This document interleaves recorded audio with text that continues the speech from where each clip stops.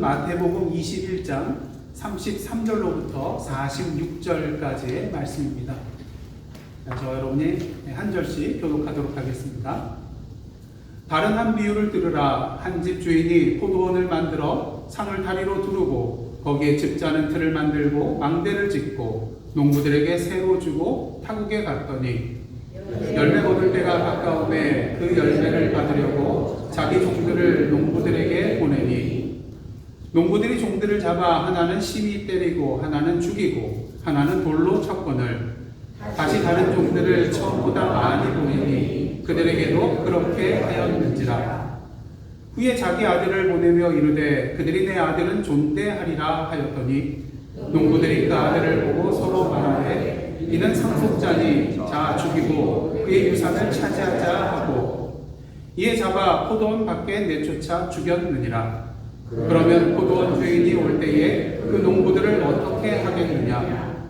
그들이 말하되 그 악한 자들을 진멸하고 포도원은 제때에 열매를 바칠 만한 다른 농부들에게 새로 줄지니라. 예수께서 이르시되 너희가 성경에 건축자들이 버린 돌이 고퉁이의 머릿돌이 되었나니 이것은 주로 말미암아 된 것이요 우리 눈에 기이하도다 함을 읽어본 일이 없느냐. 그러므로 내가 너희에게 이르노니 하나님의 나라를 너희는 빼앗기고 그 나라의 열매 맺는 백성이 받으리라. 이 돌 위에 떨어지는 자는 깨지겠고 이 돌이 사람 위에 떨어지면 그를 가루로 만들어 흩으리라 하시니 대제사장들과 바리새인들이 예수의 비유를 듣고 자기들을 가리켜 말씀하신 줄 알고 잡고자 하나 무리를 무서워하니 이는 그들이 예수를 선지자로 알미었더라. 아멘. 이는 하나님의 말씀입니다. 이사야 5장을 보면요, 포도원의 노래가 나오는 것을 보게 됩니다. 하나님께서 기름진 산에 포도원을 이제 짓는데 땅을 파고 돌을 채하고 극상품의 포도나무를 심습니다. 그리고 그 가운데 망대를 세우고요. 또 즙을 짜는 술틀까지 마련해 놓는 것을 보게 됩니다. 망대를 세웠다는 것은 무엇을 말합니까? 그 포도원을 잘 지키겠다는 것이죠. 그 다음 술틀을 마련했다는 것은 이제 앞으로 뭐가 열릴 거예요? 극상품의 포도 열매들이 맺힐 것이기 때문에 기대하는 마음을 가지고 하나님께서 술틀을 만들어 놓으셨다는 것입니다. 하지만 어떻습니까? 포도원의 포도나무들은 하나님의 기대와는 달리 어떤 포도를 맺죠? 들포도를 맺는 것을 보게 됩니다. 들포도도 먹을 거 아닙니까? 그렇게 생각할 수 있는데요. 이 들포도에 해당되는 히브리어는 배우심이라는 그런 단어를 쓰는데 이게 어떤 동사에서 나왔냐면요. 악취를 바란다는 그런 바시라는 동사에부터 이 단어가 나왔다고 합니다. 그러다 보니까 이 들포도는 한마디로 뭐가 나는 거예요? 악취가 나는, 그리고 무가치한 그런 야생 포도라고 할 수가 있다는 것이죠. 아시다시피 포도는 뭘 가리킵니까? 이스라엘. 그리고 포도나무는 유다 사람들을 가리킨다고 할 수가 있겠습니다. 앞서 말씀드린다시피 하나님께서는 이 포도원을 위하여 더 이상 뭔가를 잘해줄 수 있을 것이 더 이상 없을 만큼 아주 극진하게 정성스럽게 이 포도원을 마련해 주시고 돌봐주셨습니다. 무엇이 문제입니까? 이 포도가 변질이 되어서 하나님께서 기대하시는 좋은 열매를 맺는 대신 들포도 열매를 맺게 되었다는 것이죠. 나쁜 열매를 맺었다는 것입니다. 그렇게 그들에게 돌아갈 결과는 오직 한 가지밖에 없습니다. 하나님의 심판인 것이죠. 그래서 하나님께서 울타리를 걷어서 짐승에게 뜯기게 하시고 또 담을 얼어서 짓밟히게 하시고 그 땅을 황폐하게 하셔서 그곳에 찔레와 가시가 나게 하고 더 이상 그 땅에 비가 내리지 않게 하실 것이라고 말씀하시는 것을 우리가 보게 됩니다. 그래서 오늘 본문에 나오는 예수님의 비유를 보면요, 마치 이사야 5장에 나오는 포도원의 노래를 생각나게 하는 것을 보게 됩니다. 마태복음 21장을 보시면 예수께서 유대인 종교 지도자를 향해서 두 가지 비유를 말씀해 주시는데 첫 번째 것은 저희가 몇 주 전에 함께 말씀을 나눴습니다. 두 아들의 비유죠. 포도원을 가지고 있는 아버지가 두 아들을 향해서 뭐라고 합니까? 얘야 오늘 포도원에 가서 일하라. 그랬더니 맏아들이 어떻게 합니까? 예, 가겠습니다. Yes, sir! 하고 어떻게 해요? 안 갑니다. 그랬더니 둘째 아들은 어떻게 하죠? 가기 싫소이다. 그렇게 얘기해놓고 마음에 뉘우치고 있어요. 그래서 다시 포도원으로 가게 되는 것을 우리가 보게 됩니다. 여기서 맏아들은 요한의 도를 믿지 않은 유대교 지도자를 가리키고요. 그리고 둘째 아들은 요한의 도를 믿은 세리와 창기를 가리키는 것입니다. 그래서 예수께서 말씀하시죠. 아버지 뜻대로 행한 세리와 창녀들이 유대교의 지도자들보다 먼저 어디로 간다고요? 하나님의 나라로 들어가게 될 것이라고요. 그리고 예수께서는 이걸로 부족했는지 오늘은 좀 더 강력한 비유를 말씀해 주신 것을 보게 됩니다. 그래서 오늘 본문 33절 상반절을 보시면 오늘 본문의 이야기가 어떻게 시작이 되냐면요. 다른 한 비유를 들으라. 그러니까 앞서 한 비유도 있지만 또 비유를 들으라. 그렇게 하면서 한 가지 비유의 말씀을 전해 주십니다. 포도원을 가지고 있는 한 집주인이 이제 포도원을 만들어서 산 울타리를 두르고 거기에다 중앙에다 망대를 또 높게 세웁니다. 그리고 즙다는 틀을 만들고 이 포도원을 농부들에게 세를 줍니다. 그러니까 경작하라고 맡긴 것이죠. 여기서 주인은 누굽니까? 누구를 말하죠? 우리 여호와 하나님. 그 다음에 포도원은 좁게는 이스라엘을 말하지만 폭넓게 생각하면은 하나님의 나라를 의미한다고 할 수가 있겠습니다. 그 다음 농부들은 누구를 말할까요? 지금 예수님 앞에 서 있는 유대교 종교 지도자들입니다. 한마디로 하나님께서 이스라엘 종교 지도자들에게 하나님의 백성을 하나님의 말씀과 뜻대로 잘 인도하도록 맡기셨다는 것이죠. 중요한 사실은 하나님께서 그들에게 척박한 땅, 맨 땅을 주신 것은 아니라는 것입니다. 여러분들 고려인 잘 아시죠? 1937년 소련의 스탈린 정부에서 어떻게 합니까? 연해주에 자리 잡고 있던 고려인들을 강제로 이주시켜요. 그래서 한 18만 명 정도가 강제 이주를 당했는데 아시아의 중앙 쪽에 있는 우즈베키스탄하고 카자흐스탄으로 강제 이주를 시킵니다.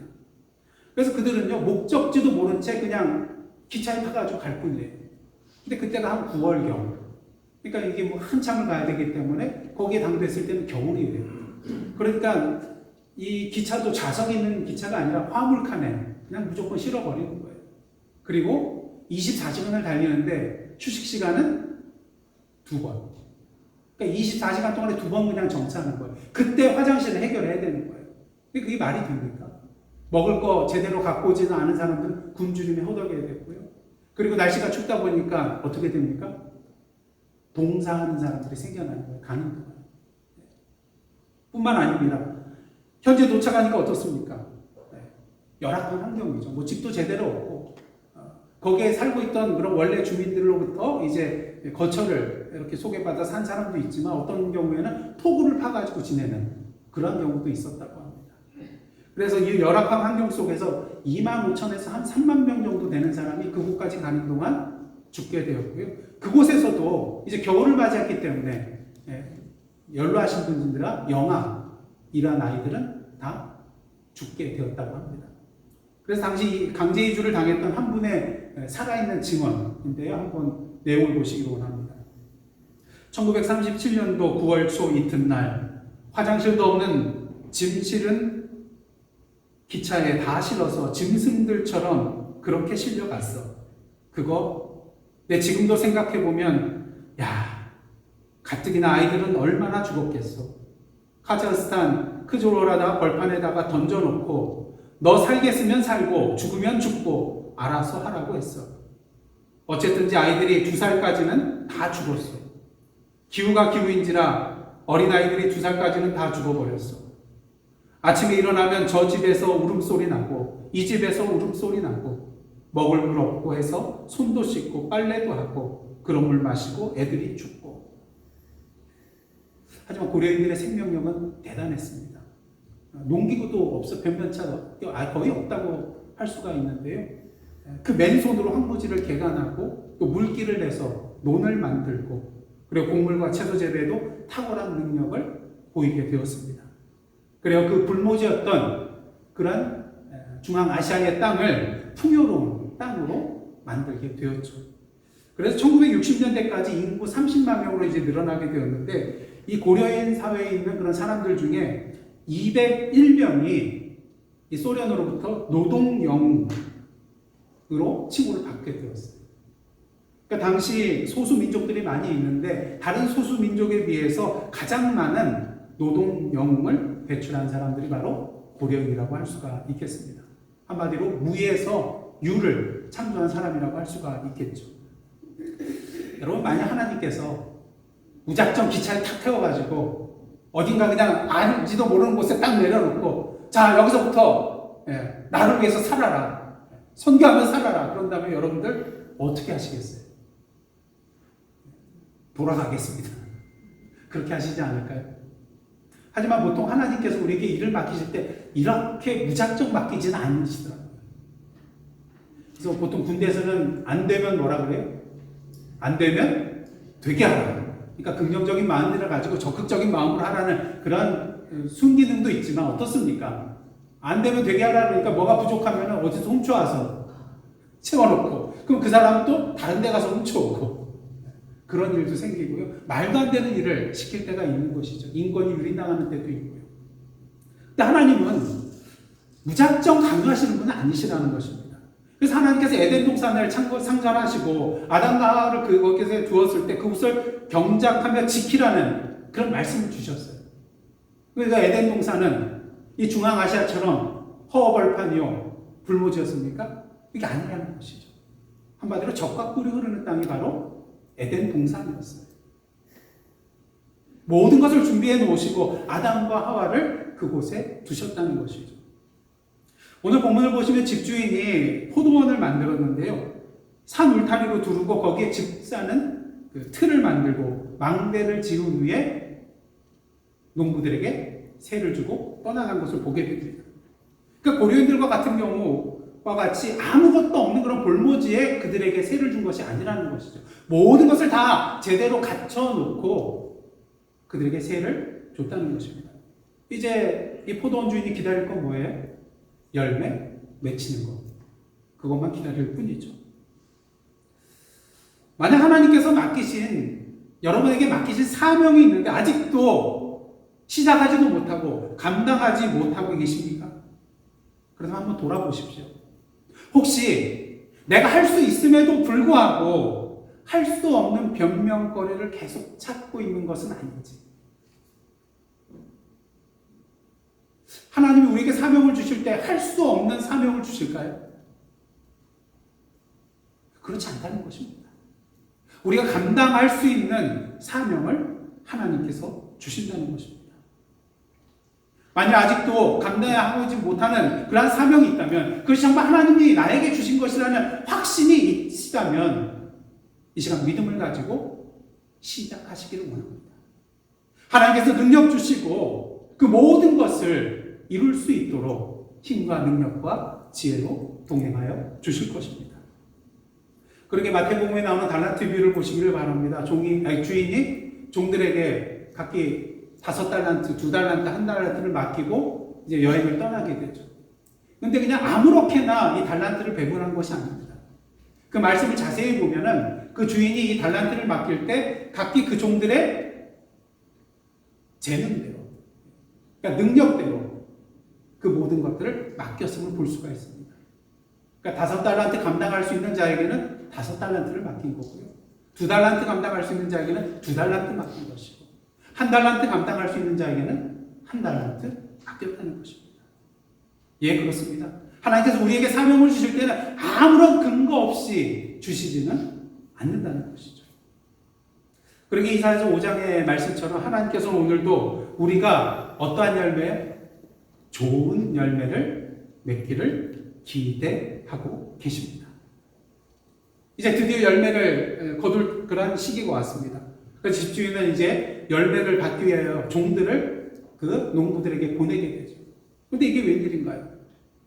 종들이 왔을 때 그 농부들이 어떻게 합니까? 한 사람을 잡아서 심히 때리고, 한 사람은 죽이고, 한 사람은 돌로 쳤어요. 자, 이 소식을 알게 된 주인은 어떻습니까? 이게 무슨 일인가? 그래서 전보다 더 많은 종들을 보내는 것을 보게 됩니다. 하지만 결과는 같았습니다. 만일 여러분이 이 포도원 주인이라면 어떻게 하겠습니까? 만약 오늘날이라면 어디 전화해요? 경찰한테 전화하죠. 그래서 경찰 대동하고 거기에 가서 그 사람 벌을 받게 할 것입니다. 하지만 포도원 주인은 그렇게 하지 않았습니다.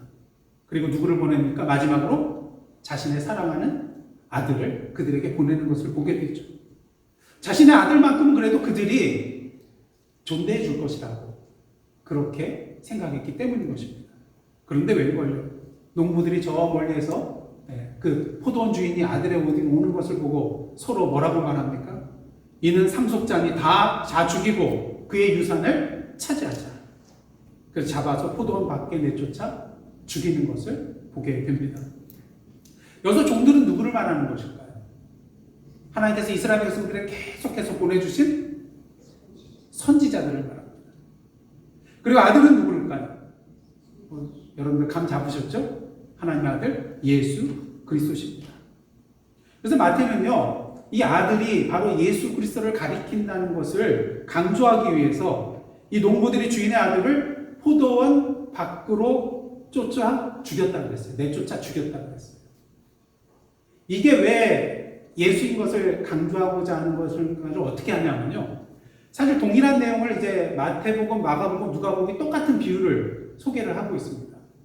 그런데 그 마가복음을 보면요, 그 순서가 달라요. 잡아 죽여 포도원 밖으로 내던졌다 그랬어요. 그러니까 마태복음은 뭡니까? 포도원 밖에 내쫓아 죽였는데 마가복음은 포도원 안에서 죽여서 밖으로 내던졌다. 자, 그러면 마태복음에서 마태는 왜 이 순서를 바꿨을까요? 자, 우리가 복음서를 따지면 마가복음이 제일 먼저 쓰여졌기 때문에 마태복음이나 누가복음은 이 마가복음을 기초로 해서 자신들이 가지고 있는 자료를 또 합쳐가지고 기록한 거예요.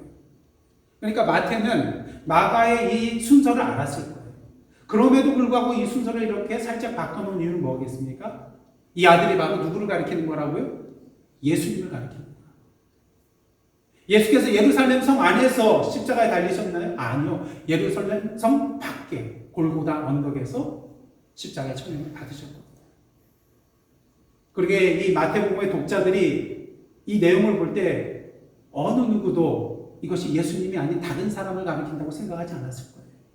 아, 이 아들이 바로 하나님 아들 예수님이구나. 우리는 이 내용을 보고요, 하나님에 대해서 우리가 한번 생각을 해볼 수가 있을 것 같습니다. 악한 농부들의 이 모습에 대해서 사실 종들을 죽였을 때부터 처벌을 해야 되잖아요. 심판해야 되잖아요.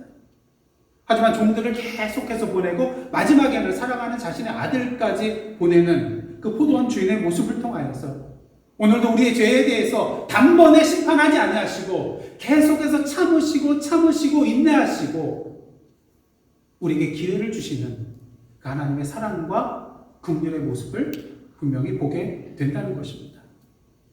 근데 중요한 것은요, 이러한 기회가 영원토록 주어지는 것은 아니라는 것입니다. 왜? 우리 인간은 영원히 살 수 있는 존재가 아니라 시간적인 존재이거든요. 이 땅에서의 삶의 마지막이 끝이 있는 그러한 존재거든요. 그러게 우리에게 기회는 한정적이라는 것입니다. 언젠가는 그 기회가 주어지는 것에 끝이 있을 수 있다는 것이죠. 하나님께서 계속해서 선지자들을 보내주셔서 이스라엘에 회개할 기회를 주셨는데 마지막 선지자가 누굽니까? 세례 요한입니다. 그리고 마지막 회개할 기회는 바로 누구세요? 예수 그리스도십니다. 그래서 동일한 내용을 담고 있는 마가복음 12장 6절을 보시면요, 오늘 본문에 나오지 않는 표현이 하나 나옵니다. 이제 한 사람이 남았으니 곧 그가 사랑하는 아들이라. 근데 어떠한 표현이 있어요? 최후로 이를 보내며 이르되 내 아들은 존대하리라. 최후로. 이제 마지막 기회라는 거예요. 마태복음 4장을 보시면 예수께서 공생애를 시작하면서 가장 먼저 선포하신 말씀이 무엇입니까? 마태복음 4장 17절 한번 다 함께 읽겠습니다. 시작. 이때부터 예수께서 비로소 전파하여 이르시되 회개하라 천국이 가까이 왔느니라 하시더라. 아직도 기회가 남았으니까 회개하고 복음을 믿고 죄사함을 얻어서 영원한 생명 구원을 얻으라는 그런 말씀인 것이죠. 하지만 당시 종교 지도자는 어떻게 했습니까? 이러한 예수님의 말씀에 대하여 이 마지막 기회 주심에 대하여 그 기회를 붙들었습니까? 붙들지 않았다는 것입니다. 그렇다면 그 결과는 무엇일까요? 예수께서 농부들이 주인이 보낸 아들을 죽였다는 이야기를 하신 후에 이제 자신의 앞에 있는 대제사장들과 바리새인들에게 이러한 질문을 하십니다. 그러면 포도원 주인이 올 때에 그 농부들을 어떻게 하겠느냐? 이 대제사장들과 바리새인들이 들었을 때에는 악한 농부들이잖아요. 당연히 처벌받아야 되죠. 그러니까 이렇게 대답합니다. 그 악한 자들을 진멸하고 포도원은 제때의 열매를 바칠 만한 다른 농부들에게 새로 줄지니이다. 자기들인 줄 몰라요, 지금.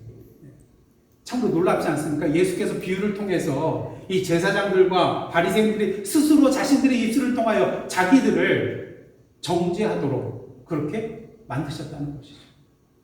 변명하거나 도망갈 길이 이제 없어요. 자기들 입으로 말했잖아요. 진멸당해야 된다고.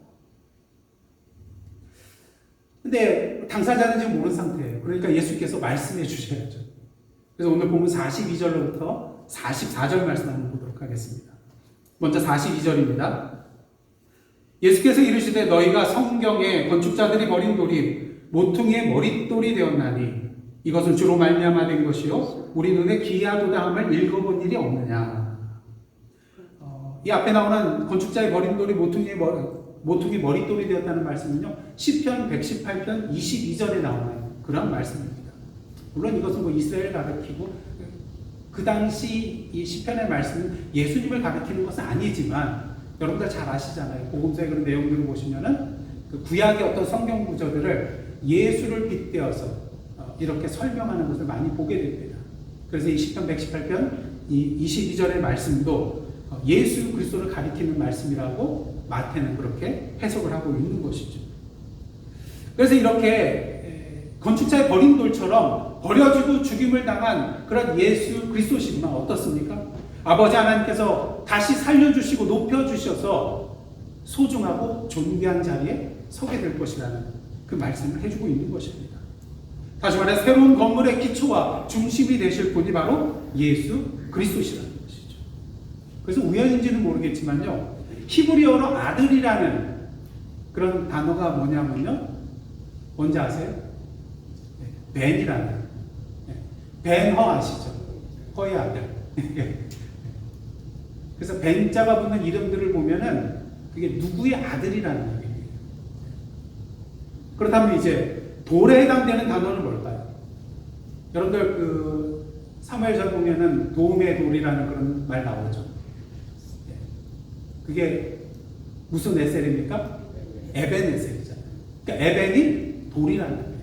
그러니까 그 아들이라는 벤자에다가 한자만, 그러니까 애자만 붙이면은 돌이 됩니다. 그래서 이 언어 유희를 통해 가지고요, 이 건축자의 버린 돌이 모퉁이 돌이 되었다는 이 돌이 누구를 가리키라는 것을 알려주고 있어요. 바로 하나님의 아들 예수 그리스도라는 것을 우리에게 알려주고 있다는 것입니다. 계속해서 43절 44절 보겠습니다. 그러므로 내가 너희에게 이르노니 하나님의 나라를 너희는 빼앗기고 그 나라의 열매 맺는 백성이 받으리라. 이 돌 위에 떨어지는 자는 깨지겠고 이 돌이 사람 위에 떨어지면 그를 가루로 만들어 흩으리라. 여기서 너희는 누굽니까? 대제사장들과 바리새인들이죠. 그들은 이제 하나님의 나라를 빼앗기고 그리스도를 통하여 심판받고 멸망받게 될 악한 농부라는 것입니다. 이에 대제사장들과 바리새인들이 예수의 비유가 자기들을 가리키는 것을 이제서야 깨닫고 어떻게 합니까? 예수를 잡고자 합니다. 근데 그렇게 하지 못해요. 왜냐하면 주위에 어떤 사람들이 있어요? 무리들이 있거든요. 지금까지 우리는 예수님에 대해서 어떠한 존재로 생각합니까? 하나님 보내신 선지자 정도로 생각을 하고 있었어요. 그러니까 대제사장들과 이 바리새인들이 예수를 잡았다가는 이 무리들이 어떤 일을 벌일지 모르기 때문에 두려워해서 예수님을 붙잡지는 못하는 것을 우리가 보게 됩니다.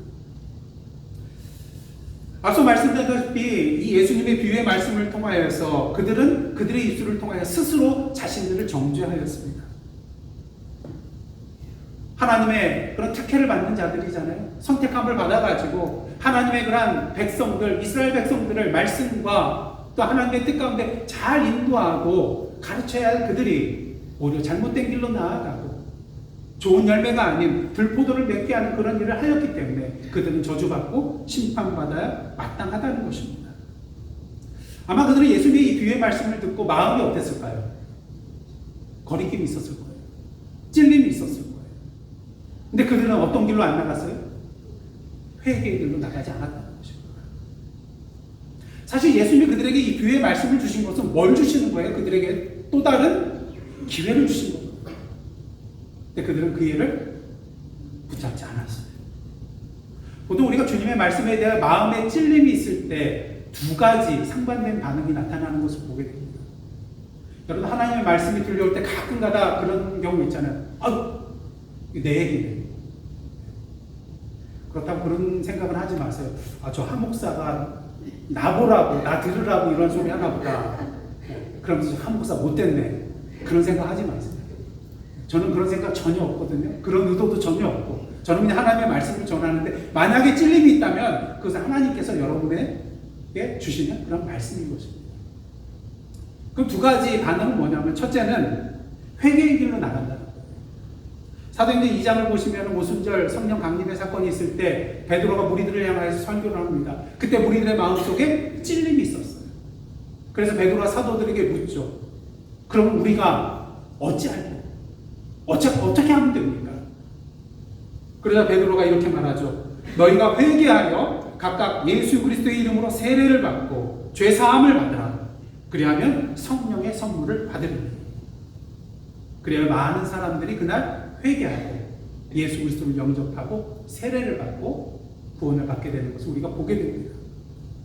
자, 그렇다면 두 번째 반응은 어떤 반응일까요? 찔림이 있어도 회개하지 않고 더 악한 길로 나아가는 그런 사람들이 있다는 것입니다. 사도행전 2장에는 마음이 찔렸을 때 사람들이 회개하고 예수 그리스도 영접했잖아요. 근데 몇 장 뒤로 가면 사도행전 7장에 보면은 스데반 집사님의 이야기가 나옵니다. 무리를 향하여서 하나님의 말씀을 전하자 사람들이 이 말을 듣고 마음에 찔려합니다. 근데 그 사람들이 어떻게 하는 줄 아세요? 스데반 집사를 향하여 뭘 가를까요? 이를 갑니다. 이를 갑니다. 그리고 결국 스데반 집사를 성 밖으로 내치고 돌로 쳐서 죽이게 되는 것을 우리가 보게 되죠. 바로 오늘 본문에 누구에 해당되는 모습입니까? 바리새인과 대제사장들의 모습이라는 것이죠.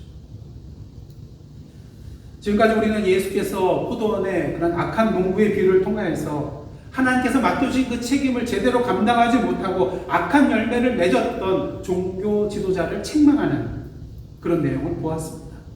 자, 그렇다면 하나님께서 오늘 본문을 통하여서 우리에게 말씀하시고자 하는 궁극적인 내용은 무엇일까요? 물론 너희도 바리새인과 대제사장 같은 그런 사람들일 수 있으니까 조심해라, 살펴봐라, 이러한 말씀일 수도 있겠지만요. 아까 말씀드렸죠. 이 비유는 공간복음에 동일하게 나옵니다. 마태복음, 마가복음, 누가복음에 동일하게 나와요. 그런데 이 마태, 마가, 누가복음의 말씀을 자세히 비교를 해보면요, 이 마가복음과 누가복음에는 없는 한 구절의 말씀이 오늘 본문에 들어와 있는 것을 보게 됩니다. 자, 그렇다면 마태가 강조하는 게 뭘까요? 바로 이것이겠죠. 다른 데는 안 나와 있는데 특별히 집어넣습니다. 그러니까 의도가 있다는 것입니다. 그게 몇 절인 줄 아세요? 43절입니다. 43절 보시겠습니다. 다 함께 읽겠습니다. 시작. 그러므로 내가 너희에게 이르노니 하나님의 나라를 너희는 빼앗기고 그 나라의 열매 맺는 백성이 받으리라. 자, 43절 후반을 보면 접속사 뭐가 나옵니까? 그러므로. 이 그러므로라는 접속사는요, 앞에 나와 있는 비유 전체를 받는 접속사입니다. 그러니까 43절은 오늘 비유의 말씀의 결론이라고 할 수가 있는 것이죠. 이 비유를 말씀해 주시고 그러므로 이제 앞으로 예수님께서 하신 말씀이 결론의 내용이라는 거예요. 자신들의 책임을 제대로 감당하지 못한 종교 지도자들은 하나님의 나라를 빼앗기고 그 나라는 누가 받게 된다고요? 그 나라의 열매, 하나님 나라의 열매 맺는 백성이 받게 될 것이라는 것입니다. 그리고 이 내용은요, 종교 지도자는 예수님에 대해 대답할 때 스스로 정죄했잖아요. 그 내용에도 동일하게 나타납니다. 41절 한번 보시겠습니다. 그들이 말하되 그 악한 자들을 진멸하고 포도원은 어떤 농부들에게요? 제때에 열매를 바칠 만한 다른 농부들에게 새로 줄지니라. 포도원을 누구에게 주라고요? 제때에 열매를 바칠 만한 다른 농부들입니다. 우리는 이 두 구절을 통하여서요, 하나님의 나라를 돌보고 가꾸는 일이 전에는 누구에게 있었어요? 유대 종교 지도자들에게 있었습니다. 그들의 특권이었어요. 하나님과 같은 은혜요, 복이었어요. 하지만 이제 그 하나님께서 그 모든 권한을 누구에게 넘기시겠다는 거예요? 다른 분들, 다른 백성에게 넘기시겠다는 것입니다. 자, 그렇다면 구체적으로 이 하나님의 포도원, 하나님의 나라를 책임지고 맡아서 가꿀 농부들과 백성은 누구를 가리키는 것일까요? 여러분, 누구라고 생각이 드십니까? 오늘의 교회. 예수 그리스도를 믿음으로 영접하고 하나님의 백성이 된 새 이스라엘이 된 바로 우리가 새로운 농부요, 새로운 백성이라는 것입니다. 자, 그렇다면 새로운 농부로서 새로운 백성으로 살아가는 오늘날 우리 그리스도인과 교회의 모습은 어떤 모습이 되어야 될 것인가? 하나님께서 오늘 본문을 통해서 오직 한 가지를 말씀해 주고 계세요. 41절과 43절 다시 한번 보시겠습니다. 그들이 말하되 그 악한 자들을 진멸하고 포도원은 제때에 뭐를요? 열매를 바칠 만한 다른 농부들에게 새로 줄지니라. 43절입니다. 그러므로 내가 너희에게 이르노니 하나님의 나라를 너희는 빼앗기고 누가 받아요? 그 나라의 열매 맺는 백성이 받으리라. 오늘도 포도원의 주인 되어 주시고 하나님 나라의 주인 되어 주시는 우리 아버지 하나님께서 우리에게 기대하시는 것이 무엇이겠습니까? 오직 하나? 어떤 열매요? 좋은 열매를 맺는 것입니다. 만약 그리스도인으로서 하나님의 백성으로서 교회 공동체로서 오늘도 좋은 열매를 맺지 못하고 악취가 나는 나쁜 열매, 들포도를 맺어 나아간다면 그때 하나님께서는 어떻게 하실까요? 유대 종교 지도자들에게 그러하셨던 것처럼 하나님의 나라, 그 나라를 돌보고 가꿀 권한을 우리에게서 뺏어가시고 다른 문부와 다른 백성에게 주실 것입니다. 어떤 사람들이에요? 열매 맺는 사람이죠. 예수께서 말씀하셨습니다. 마태복음 곳곳을 보면요, 이러한 말씀을 하세요. 이미 도끼가 나무 뿌리에 놓였으니 좋은 열매를 맺지 아니하는 나무마다 찍혀 불에 던져지리라. 이러므로 그들의 열매로 그들을 알리라. 나무도 좋고 열매도 좋다 하든지 나무도 좋지 않고 열매도 좋지 않다 하든지 알아. 그 열매로 나무를 아느니라. 오늘도 하나님께서 하나님의 성전에 그 모퉁이 돌이 되시는 예수 그리스도를 통하여 이 자리로 불러주시고 세워주시고 우리에게 사명을 주셨습니다. 가장 큰 사명은 뭐예요? 그 하나님의 포도원, 하나님의 나라를 잘 가꾸고 나아가라는 것입니다. 그래 어떤 열매요?